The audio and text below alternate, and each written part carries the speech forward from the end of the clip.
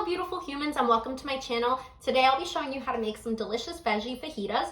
It's a great meal for those of you who live a super busy lifestyle, but it's also really delicious and we can do so much with it. So I'm very excited. Let's get started. To begin, we have a small zucchini here, about probably about half of a pepper, but I really like the color, so I've taken about a bit less than a quarter of a red, a green, and a yellow pepper. Half a medium-sized onion. I love the look and taste of red onions in veggie fajitas, but unfortunately I'm out. You can use shallots if you'd like. You could switch it out it's really up to you. And then I have a mushroom here. So what I love about veggie fajitas is you can trade in whatever veggies you'd like, you can add or take away. I really like to do broccoli in mine. You could do some julienne, carrots, some spinach. You know, it's totally up to you, but these are pretty much the basics that you'll always see in some veggie fajitas. And then in terms of spices, we have some turmeric, some garlic powder, some dry oregano, cayenne pepper for a little bit of spice. You can take that away if you like. And then we have some salt and black pepper. These are my personal preferences for veggie fajitas, but your spices is, again, according to personal taste. You could definitely add in some cumin. That's always a big hit. And you can sub the garlic powder for some fresh garlic. You know, go crazy. Do what you'd like to do. This is your meal. Make it fun. So what we're going to do is cut our vegetables into thin strips or thicker. So we're going to take the peppers and chop them into some lengthwise into some nice strips. And you're going to continue that with the rest of your peppers. And your onion. I really love veggie fajitas because you can do so much with them. You know, I use them a lot to sub for taco meat sometimes. I'll just make tacos from the veggie fajitas. I'll do a grain bowl sometimes, like what you'd get at Chipotle, and use that on top. You could also throw it on top of some quinoa, or, you know, you could just do so much. Once you have the veggies cooked, there is an endless possibility of things you could do with them. So you're going to go ahead and cut the onion into larger chunks lengthwise as well.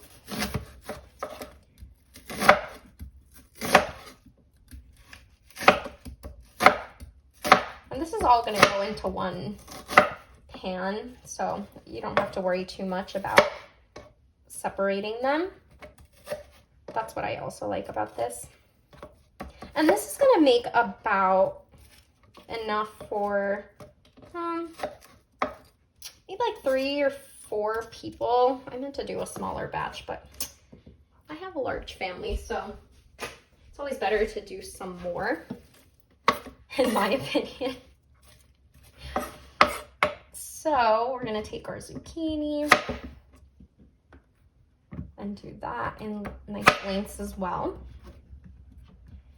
We want to cut that in half to stabilize it. And could do that. So again, it's all personal preference. If you really are not a fan of larger cuts of vegetables like this, which, trust me, I was not at the beginning of my veganism, you could definitely chop them smaller and kind of use it like a sofrito or something like that. Sofritos? Questions. But it's up to you. So we're getting towards the end here. I'm super excited. Please don't mind my subpar chopping skills. It's been a long day. I'm just going to cut some of the bigger chunks of zucchini in half. And then finally, our mushroom. I am not a huge fan of mushrooms, so I tend to do these smaller to try and kind of get hidden in the fajitas. You typically want a larger chunk, a larger slice that you are going to, you know, have a kind of meaty texture of, but I like to slice them thinner. This is honestly a bit thicker for me, and I typically like them chop them really small. But for the sake of today's video, I will be keeping them this size. Well, I'll chop them in half. And what's nice is you can take all the scraps and throw them in your compost. I love to do a veggie stock with them, so I just throw them, all the scraps, into a big pot and then throw in some water and let that boil and marinate in the scraps, and then you end up with a nice veggie stock, which you can do so much with.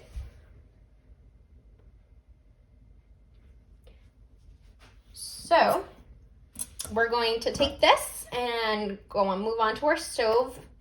So let's do that. So I have got a pan going here over medium-high heat. You want to let it warm up before you add your oil in. It's just the healthier way of doing things, I have read. And I have some avocado oil here that I will just throw a little bit into the pan.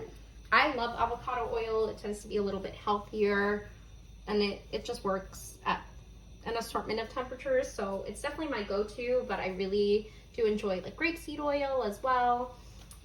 It's really beneficial to go towards the healthier oils, not olive oil. I don't cook with olive oil because if you cook it past its smoke point, it will release cancerous toxins. So I reserve that for my salad dressings. So we're gonna go ahead and throw all the veggies into the pan here. So if you hear a sizzle, you're doing well. You want those to get a little charred, so a higher temperature is nice.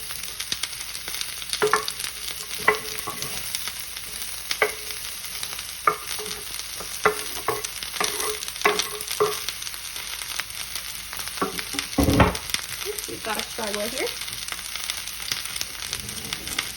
So you're going to toss those around in your pan, making sure they're each being coated in the oil.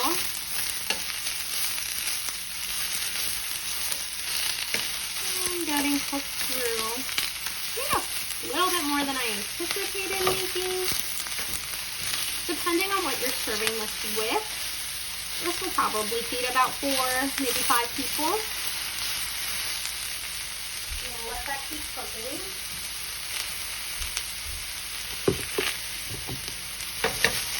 And I did let the oil heat up in the pan as well. The pan was nice and hot, so the oil didn't take too long to heat up. But you want your oil to be hot when you throw your food in. It'll help cook it better.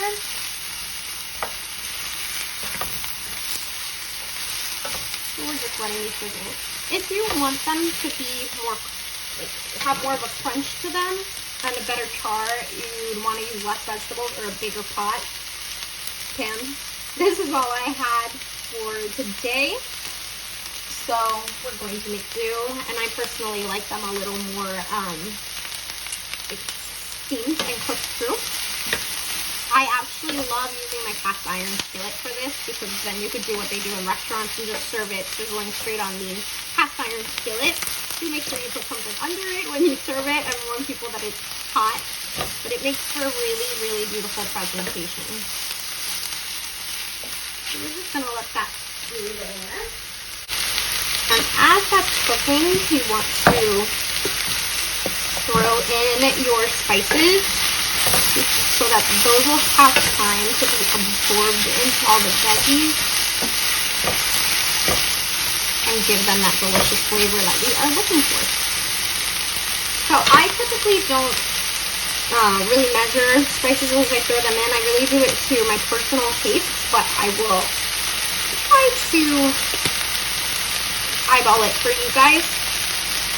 The turmeric, I find that doesn't really have a very strong taste when I mix it in with all the veggies. So I'll do maybe like a half a teaspoon of turmeric, because I really like the health benefits. And it just turns everything a really nice orangey color. Then we're going to take about also a half a teaspoon of garlic powder. The crushed oregano and the dry oregano, we're going to do about a teaspoon of dry oregano. Sprinkle it on top. I love this dry oregano. We actually grew this over the summer and then dry it out to use for the remainder of the year. So I have a ton of dry oregano in my pantry out back. We're just gonna stir that in a bit. Make sure you're stirring to prevent anything from burning or sticking. Then I am going to do about a 1/4 teaspoon of cayenne pepper. I don't know if I mentioned that, but I don't love spicy food, but my family really does, so we try to accommodate to everyone's tastes here. And if I'm making this for myself, I don't do the cayenne pepper at all. And again, if you don't want to do it, you can just like throw in some hot sauce afterwards. Do an escabeche, a spicy one. That would taste really good too. And then finally, we're gonna throw in our salt and pepper to taste. I start with probably like 1/2 teaspoon of salt. And then just throw in about a 1/4 teaspoon of pepper. That's the taste that you can add as you go.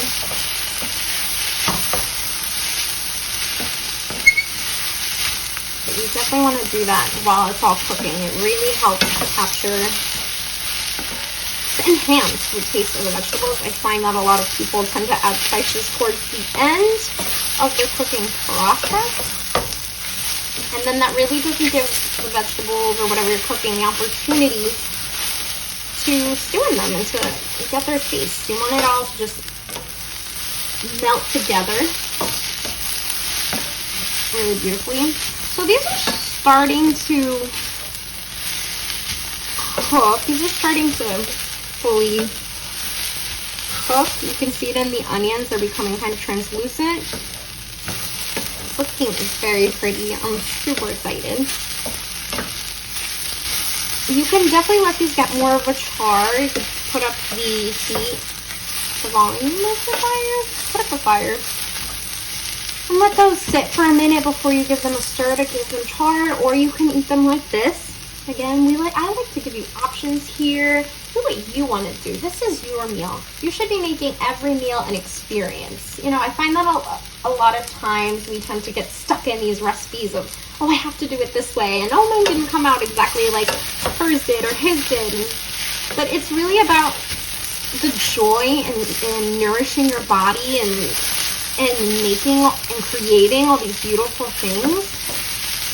I was very much one of those A-type personalities when it came to my cooking, and probably still am, when I need everything to be just exactly right and cut the same size and just, you know, measured to the millimeter or the gram, the teaspoon, depending on where you're from. And it's,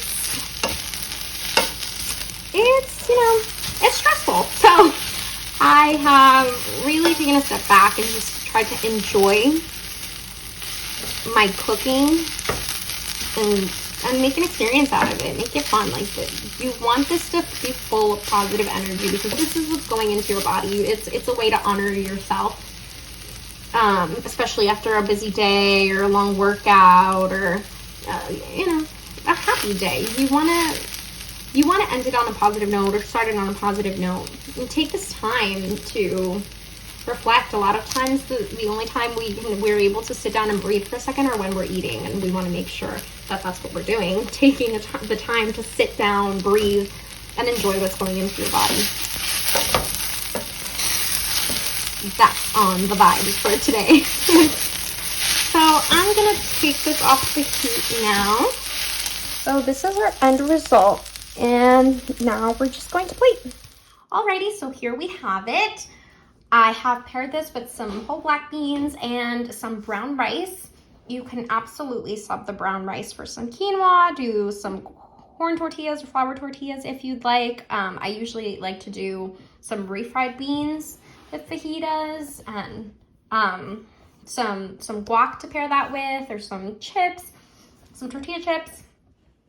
But there we have our fabulous little meal. Super excited to try it. Okay, so that's it for today. I do hope you guys give it a try. Please let me know in the comments below if you did and what changes you made to make it your own. Don't forget to like and subscribe, and I see you guys next time.